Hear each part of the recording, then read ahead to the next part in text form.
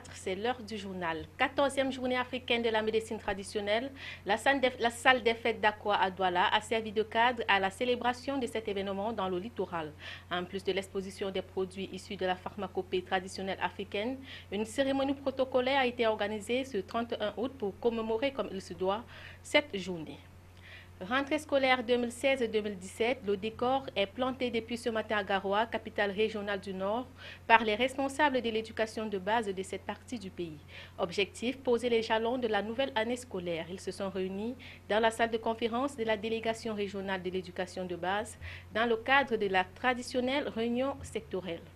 Et puis, le président sortant Ali Bongo Ondimba est donné vainqueur de la dernière élection présidentielle au Gabon avec 49,85% des voix. Il est secondé par son principal challenger, Jean Pine, avec 48,16%. Pour parler de cette élection, nous recevrons sur ce plateau en fin du journal Ghislain Kougan, internationaliste et consultant. Voilà pour la vitrine. Bienvenue au journal. Merci Ghislain Kougan d'avoir accepté notre invitation. Le plaisir est partagé. Avec vous, nous parlerons en fin de ce journal de cette élection présidentielle au Gabon et surtout de la victoire d'Ali Bongo Ondimba. Naturellement. 14e journée africaine de la médecine traditionnelle, la salle des fêtes d'Aqua à Douala a servi de cadre à la célébration de cet événement dans le littoral. En plus de l'exposition des produits issus de la pharmacopée traditionnelle africaine, une cérémonie protocolaire a été organisée et présidée par le représentant du préfet du département du Vouri, en présence de la tutelle et représentant du délégué de la santé pour le littoral. Éric Tichieu et Josué Ngonga. La journée africaine consacrée à la médecine traditionnelle a été l'occasion pour les tradipraticiens, naturopathes et autres herboristes de la région du littoral, regroupés en association, de présenter au public leurs produits et leur savoir-faire avec un accent mis cette année sur la réglementation des produits issus de la pharmacopée traditionnelle région Afrique. Tradipraticienne ou bien la médecine traditionnelle africaine est face à la mondialisation et que étant face à la mondialisation, elle devra aussi être, n'est-ce pas, au point de compétir avec d'autres médecines, que ce soit la médecine asiatique ou la médecine indienne. C'est pour ces raisons qu'on a dit les médicaments issus ou les plantes issues de la pharmacopée africaine. Les différents exposés présentés ont permis d'évaluer la collaboration entre la médecine traditionnelle et la médecine conventionnelle et démontrer l'importance de la médecine traditionnelle face à la mondialisation avec pour contrainte le respect des normes dans le dosage et la prescription des produits traditionnels. Avant de donner son produit à son malade, il connaît le dosage de son produit. Et quand il le donne, il dit comment il doit prendre. Si c'est un verre matin, midi, soir, elle doit que prendre comme il a dit et ça se passe très bien. Donc ça réussit le traitement. Mais quand je le dosage là, moi je ne connais pas ça. Il faut noter selon les statistiques de l'Organisation mondiale de la santé que 80% des populations rurales vivant dans les pays en développement sont dépendants de la médecine traditionnelle qui, en plus d'être un élément de notre patrimoine culturel, reste le premier recours de bon nombre malgré les progrès de la médecine conventionnelle. La problématique du transport urbain demeure un casse-tête insoluble au Cameroun. Entre vétusté des moyens de locomotion, leur rareté et l'augmentation de la population, les communautés urbaines n'ont pas toujours trouvé la meilleure formule pour desservir toutes les destinations. Autopsie du transport urbain au Cameroun avec Justice Totum. Le transport urbain est un véritable casse-tête pour les habitants de Douala et autres grandes villes du pays. L'anarchie qui règne dans ce secteur d'activité à la peau dure, malgré les tentatives du gouvernement de réglementer le secteur. Dans la liste des problèmes figure non seulement l'insuffisance des voies de circulation, mais aussi des engins de transport. Dans des villes à démographie galopante, certains conducteurs ont fait tôt de se jeter dans le transport clandestin grâce à des véhicules vétustes appelés cargos qui ont été aussitôt éjectés de la circulation par arrêté préfectoral s'agissant du département du Vouri dans le littoral. Mais reste une épine à extirper des rues. Bien entendu, ce sont les mototaxis qui, particulièrement dans la ville de Douala, sont encore considérés par certains comme un mal nécessaire malgré quelques restrictions des zones de circulation imposées à ces dernières.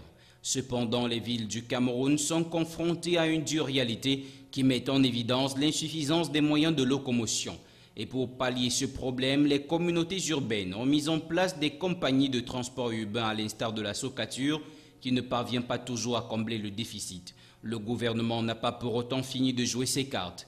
Il y a quelques jours, une convention a été signée entre le ministère des Transports et les responsables de la société portugaise Ismao Mota Construção de Carroçarias SA pour l'acquisition d'environ 40 bus à l'occasion de la CAN féminine 2016 qui se jouera à Yaoundé et Limbé.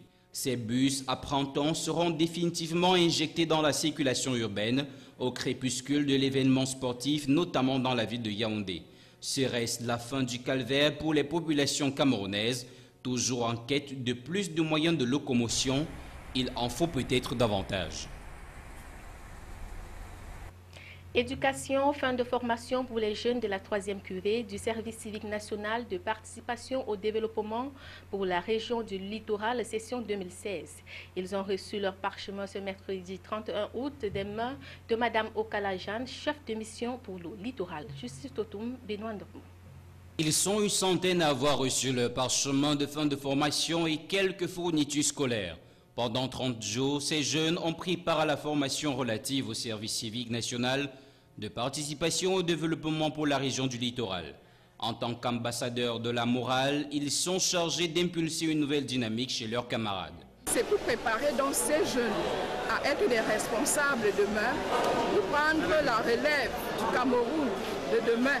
Donc c'est pour ça que pendant 30 jours, nous avons formé ces jeunes aux valeurs de la République, à la solidarité, aux valeurs de paix, de citoyenneté et de gouvernance. Après cette formation, nous avons beaucoup appris et nous en sommes fiers. Nous disons merci à nos encadreurs, à tous ceux qui nous ont soutenus, nos parents. Présentement, nous pouvons dire que nous avons acquis de cette formation un réarmement moral que nous irons au fur et à mesure, plus le temps passe, faire acquérir aux autres certaines connaissances que nous avons reçues ici.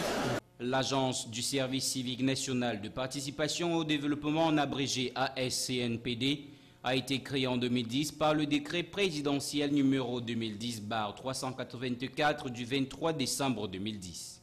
Elle est placée sous la tutelle technique du ministère chargé de la jeunesse et sous la tutelle financière du ministère chargé des Finances. Elle est investie d'une mission de mobilisation des énergies pour le développement économique, social, culturel du pays, de la promotion du sentiment national et patriotique, du sens de la discipline, de la tolérance, de l'intérêt général, de la dignité du travail, de l'esprit civique et de la culture de la paix. Des valeurs qui ont été rappelées aux jeunes par Ludovic Etelngwa, représentant du gouverneur de la région du littoral. Restons en éducation, cette fois-ci pour parler de la rentrée scolaire 2016-2017. Le décor est déjà planté depuis ce matin à Garoua, capitale régionale du Nord, par les responsables de l'éducation de base de cette partie du pays. Objectif, poser les jalons de la nouvelle année scolaire. C'est dans la salle de conférence de la délégation régionale d'éducation de base qu'ils se sont réunis dans le cadre de la traditionnelle sectorielle. L'ordre du jour portait entre autres sur le bilan de l'année qui vient de s'achever. Giscard Aman Bounier et Colin Bécatal.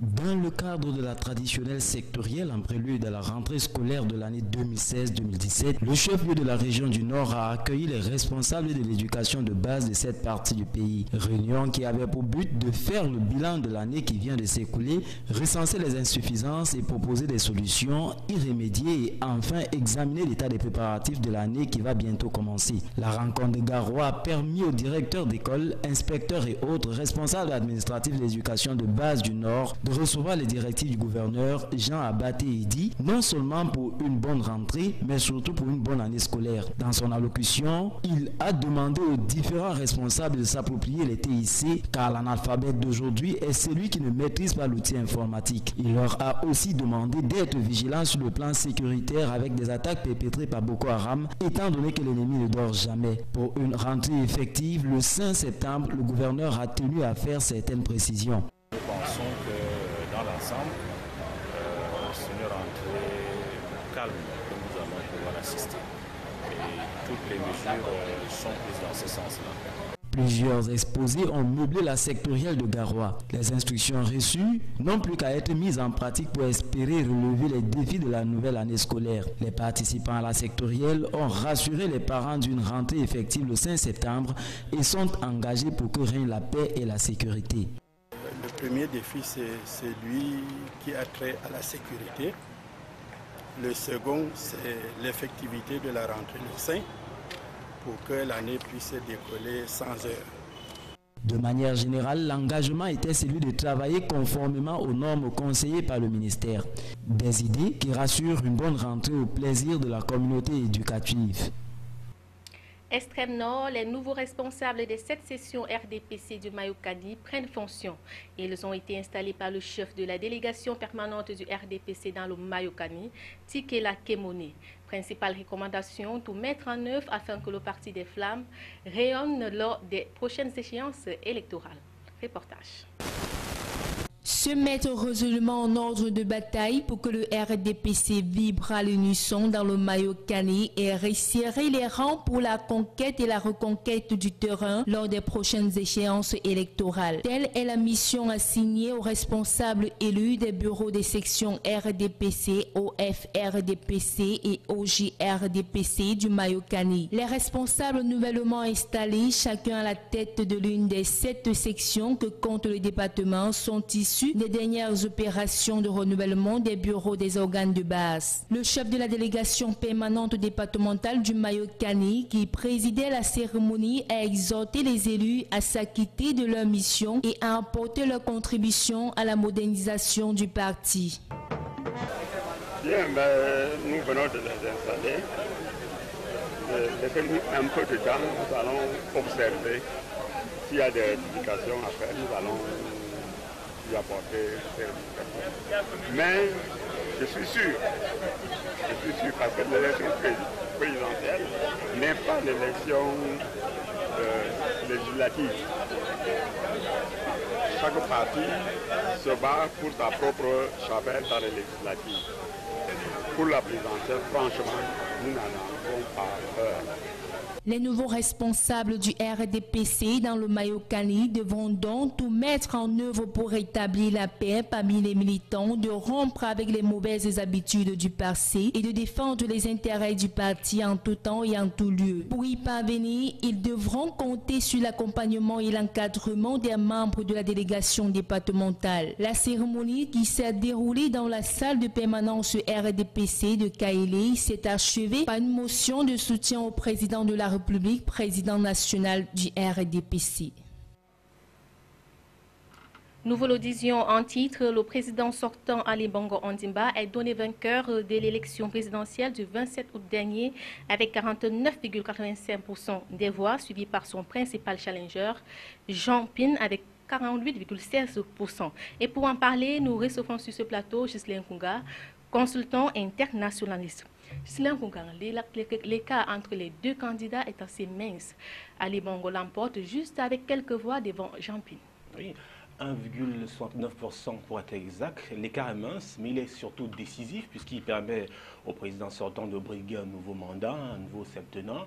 Et c'est ce qu'il faut retenir à la fin. Donc l'écart, il est mince. C'est vrai on se serait attendu au résultat fleuve dont le continent noir nous sert, notamment la zone Afrique centrale, Afrique francophone si on veut, avec les 85%, 75%. Ça veut aussi dire qu'il y a au Gabon une démocratie que j'espère dynamique à travers ces résultats que vous venez de présenter, soit 49,85% pour le président sortant et puis 48,7%. Donc, si on pouvait nous habituer à ce genre de compétition, à ce genre de résultats sérieux et surtout très serrés, on comprendrait que Jean Ping doit encore, ou alors peut encore faire mieux. Mais Ghislain Kounga, au vu quand même de ce pourcentage très réduit, est-ce qu'on peut pas à un certain moment penser que les Gabonais étaient partagés entre la rupture et la continuité? C'est une possibilité. Je vois toujours cette dualité-là qui est aujourd'hui évoquée. Mais je pense qu'il faut aussi s'intéresser, quand on parle de rupture, ça veut dire qu'on parle de changement radical, si on veut. Mais il se trouve que quand on prend les deux candidats, je ne vois pas lequel pourrait normalement, dans le plan, sur le plan de, si on prend le mot à la lettre, rupture, incarner cette rupture-là. Parce que les deux sont les enfants, les produits du système Bongo. Quand on entend par système Bongo l'administration du père décédé. Les deux ont été allaités au sang politique du PDG et donc du président Bongo. Donc, à partir de ce moment, on peut parler de rupture, même si c'est sur cette base-là que Jean-Ping a battu sa campagne. Et on peut parler peut-être de rupture, mais rupture au sein de la famille Bongo toujours, parce qu'on sait très bien que le président Ali s'est détaché de la façon de gérer le pays par son père. Ali Bongo a opéré, mais alors véritablement une rupture. Et c'est justement cette rupture-là qui lui vaut aujourd'hui tous ces casseroles qui sont mobilisées par-ci et par-là, l'acte de naissance qui serait frauduleux, Ali qui ne serait pas gabonais. C'est peut-être le prix de cette rupture qu'Ali Bongo paie aujourd'hui avec ces, entre guillemets, diffamations qui vont finalement, on espère, se taire, puisque aujourd'hui Ali Bongo est élu pour un nouveau mandat. Et puis, Céline Kougan, l'opposition ne s'avoue pas vaincue puisqu'elle demande le recompte des votes. Est-ce que cela ne pourrait pas conduire le pays à ce qu'on a souvent vu ailleurs? Vous parlez de la Libye, par exemple, de ce qui s'est passé en Côte d'Ivoire. Je pense, premièrement, qu'il s'agit de ce qu'on a l'habitude de nous servir. Cela fait partie du jeu électoral. À chaque fois que l'opposition perd, elle dit toujours ne pas s'arrêter là. Elle demande toujours le recompte des voix. On a eu cela au Congo-Brazzaville récemment, on l'a eu aussi au Tchad. C'est une ritournelle qui est brandie par l'opposition. Maintenant, la question, c'est jusqu'où est-ce que l'opposition va s'entêter à insister pour qu'on puisse arriver au recompte des voix, et c'est à ce niveau qu'on peut craindre le pire. Et je pense que cela introduit aussi les forces en présence. Quand je parle de forces en présence, je parle des soutiens, parce que cela peut nous amener à revenir aux campagnes pour interpréter, que dis-je, analyser profondément les arguments des uns et des autres à travers leur plan d'action. Il y en avait Jean-Ping, par exemple, qui n'avait pas de données chiffrées, qui estimait simplement qu'avec l'aide des bailleurs de fonds et des amis internationaux, il pourrait retravailler l'éducation, les infrastructures et autres. Et on peut donc s'interroger sur tout cela. Et pour sortir, Céline Kougan, pourquoi est-ce qu'en Afrique francophone, chaque fois qu'on parle d'élections présidentielles, on entrevoit toujours une main occidentale quelque part? La France, pour être précis.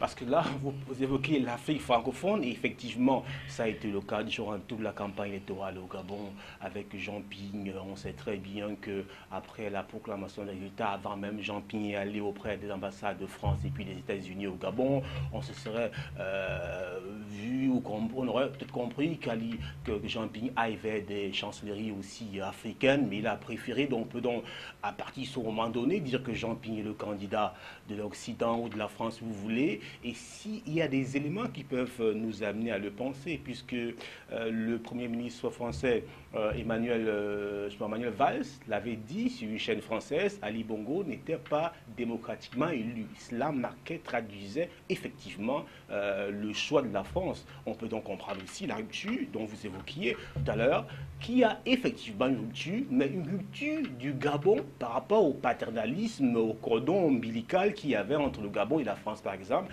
Et aujourd'hui, j'espère simplement qu'on va se sacrifier au rituel qui veut que l'on respecte la décision, la voix des urnes qui a été rendue, et donc Ali Bongo va briguer un nouveau septennat au Gabon. Céline Kougan, j'ai envie de rebondir sur un certain nombre de points, mais nous sommes tenus par le temps. Je rappelle que vous êtes consultant et internationaliste. C'était là l'essentiel de l'actualité de ce soir. Merci de nous avoir suivis, mesdames et messieurs. Restez en compagnie des programmes de CAM News 24.